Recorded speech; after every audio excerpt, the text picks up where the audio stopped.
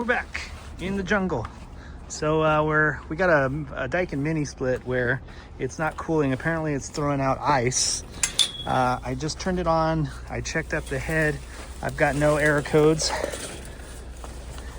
And apparently another company came out here, reset it, and said it was fine and left, and then it started blowing chunks of ice. So yeah, when I turned it on, I could hear it hissing, so I think there's a low charge. Apparently the unit's been removed off the wall and cleaned because it was covered in toffee or something. So I think we have a loss of charge. All right, here it is. It's running, circulating air, it's not warm. Compressor is running. All right, cool. So anyway, let's go ahead and open this thing up and see what's going on. So here we go.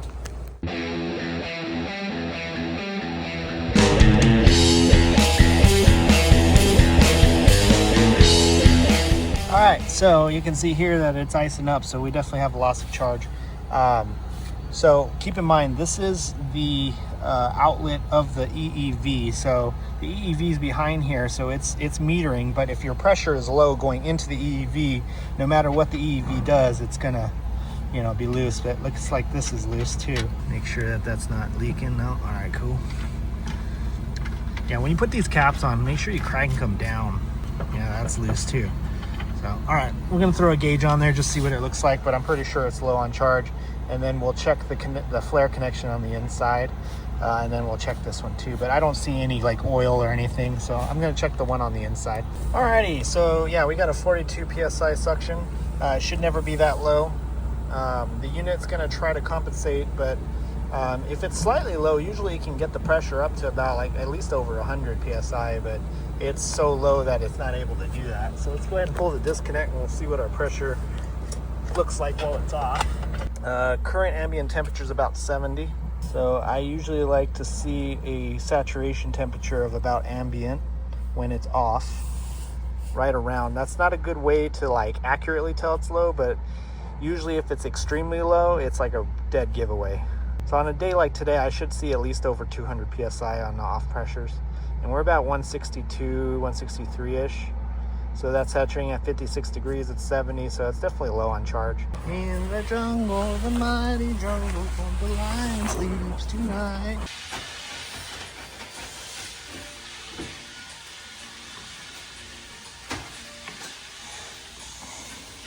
No leaks. Let's go check outside. As you saw, there was no leaks on the inside flare. I'm gonna check the outdoor flare, but I'm wondering if our leak is probably on the outdoor coil, because I have a feeling that there's no drain pan installed. So let's go, we'll check that next, but let's make sure it's not these flares, because those are way easier to fix. You may have been seeing me using this leak detector often. This is actually the Forensic Detector leak detector. Haven't had a chance to make a really good video on it yet. It's in the works. It seems to work pretty well once you kind of figure out its little quirks. Don't breathe on it because you'll set it off, because apparently my breath smells like refrigerant. And don't touch it or dump it into the dirt, because that will set it off. Let's go ahead and check these service valves just to rule that out. Second service valve. Oh. That one seems to be okay. Let's try the suction again. Okay, that may have been a false. Oh, nope, there it is. So there is a very small leak on that service valve. And these valves were loose. Check this one here. Keep in mind, you do not want to touch anything with the head of this or it will set it off. I'm not touching it, as you can see here, just super close. So yeah, it looks like this one's fine. This one's definitely leaking. It's very, very small leak. Yeah, very small leak. So all right, we're gonna go ahead and pull this thing apart and check in the back.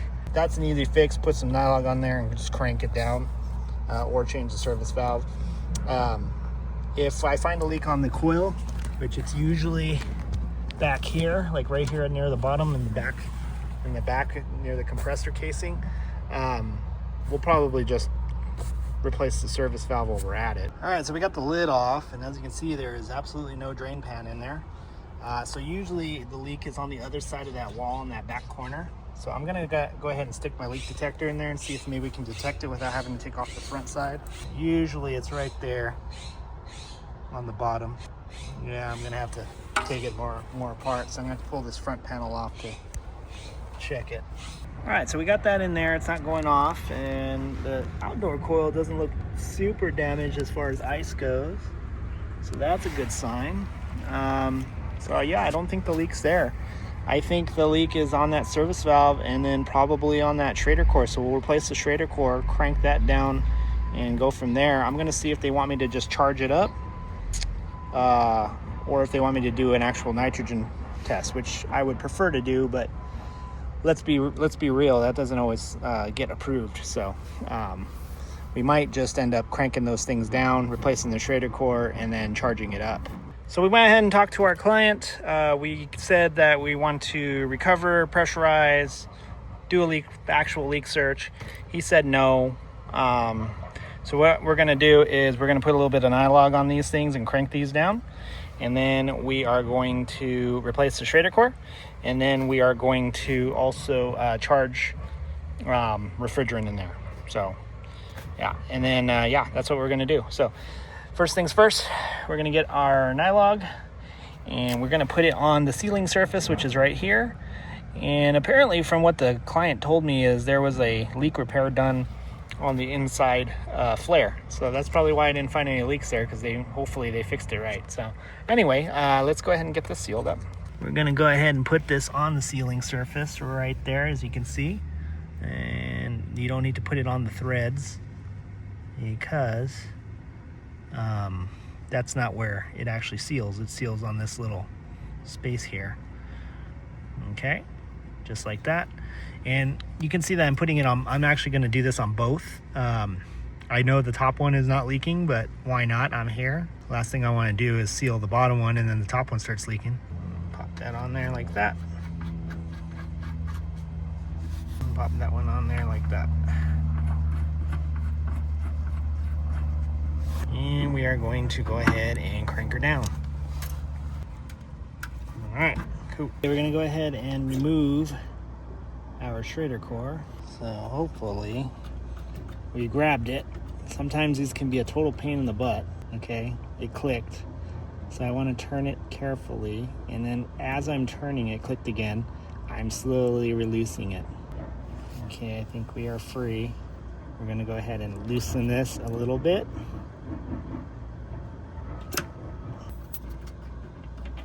Yeah, we got it. All right, cool. So we got our Schrader core out. We're gonna go ahead and pop a new one in there.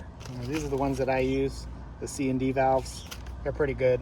They're basically made by, what's it called, Malco. Malco owns them now, or they own Malco. Somebody owns somebody. Who knows? It's hard to keep track nowadays. Okay, we're gonna go ahead and pop that on there like so. Just like that. We're gonna go ahead and pop that on there. We're gonna screw it in so it's stuck. We're gonna go ahead and purge. We don't want to introduce any air in the system. And we go ahead and push that in and screw her in. Just like that. Don't over tighten it or you will break it. And then you're in for a whole world of hurt. And then I like to do this just to verify it actually sealed. Yep, it didn't keep blowing out. Put my finger on there. All right, it's cool. So now we need to reassemble this unit.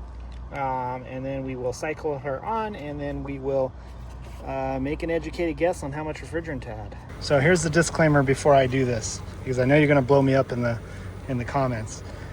You're not supposed to do it this way. You're supposed to weigh in the charge. I understand that. I know that. But let's be real. In the real world, not everybody wants to pay to do that. So I'm going to guess how much refrigerant I need to add. Yes, I cannot look at subcool and superheat, but I can look at pressures, and the unit will compensate. Now I have it in powerful mode, so we're gonna go ahead and charge a little bit of refrigerant in there at a time. Okay.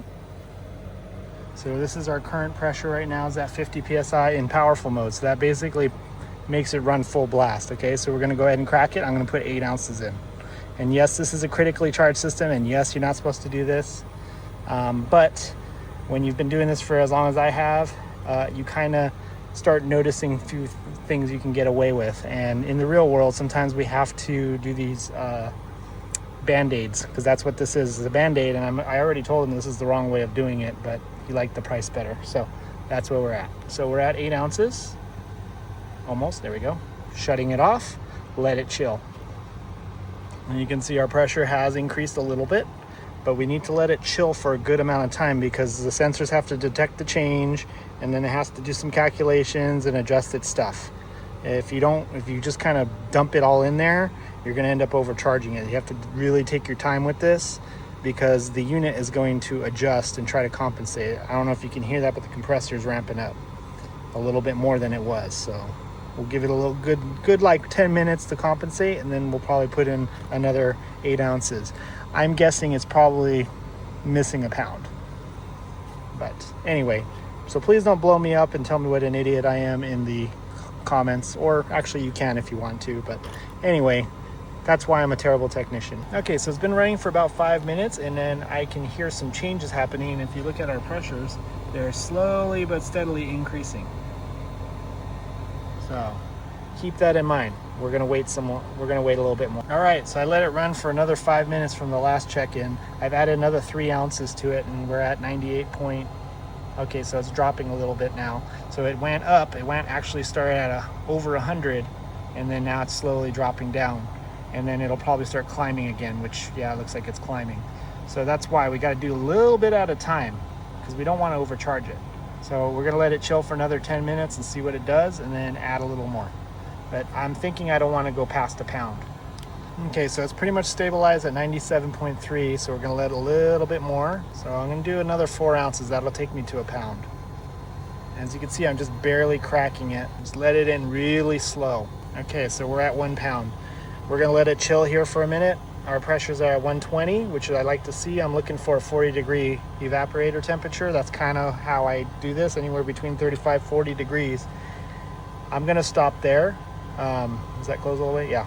I'm gonna stop there, and then we're gonna check our delta T between the return and the supply on the indoor head and see if it's where we need it to be. Then we will put it in regular mode. We'll take it out of powerful and then check our pressures again. But I'm gonna let it run for 10 minutes before I mess with it. In powerful mode. That's in normal mode. All right, so we have it in normal mode. Pressures are looking good. So I would say we are good on refrigerant charge. Is it slightly undercharged? Probably. Is it slightly overcharged? Probably. But unless we weigh it in, we can never get the charge perfect. We can only make an educated guess. That is what I did today. I'm not saying this is the way you're supposed to do it. You're not supposed to do it this way. You're supposed to weigh in the charge because it is a critically charged system. However, in the real world, we can't always do things the proper way.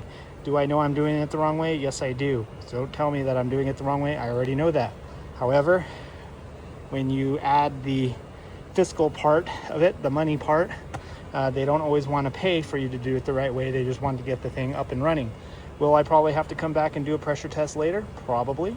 Did I let the customer know that's a possibility? Yes, I did. I put it in his hands. He decided how to do it. This is how he wanted to do it. This is how I'm doing it.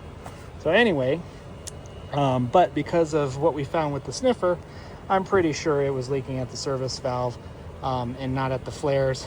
And I didn't get any detection of leaks anywhere else on the coil, the indoor or the outdoor coil. So that's why we did it this way. So anyway, if you come across this situation, first things first, if you have no error code, because I did check for error codes, you hold down the cancel button on the remote control for a Daikin, right? And then it's going to give you a long tone with a 00, and you just keep pushing cancel to cycle through it.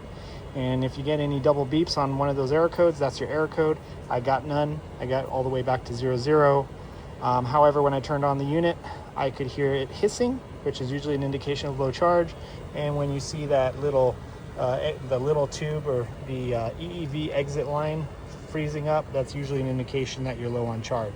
Not necessarily the suction line, but that discharge, the EEV outlet line, I guess is what you call that. But anyway, if you come across this, hopefully that helps you out. Don't just reset the thing because that will clear it. It will try to compensate, but it won't hold it for very long. So it will cool for a little while when you reset it, but then it'll eventually quit cooling. It could potentially create ice. In this case, they saw ice come out of the unit.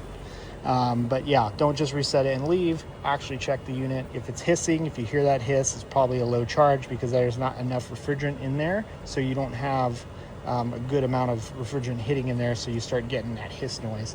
So anyway, with that big old spiel, Hopefully this helps you out when you come across this situation. So thanks for watching. Make sure you like and subscribe, comment, tell me what a horrible technician I am.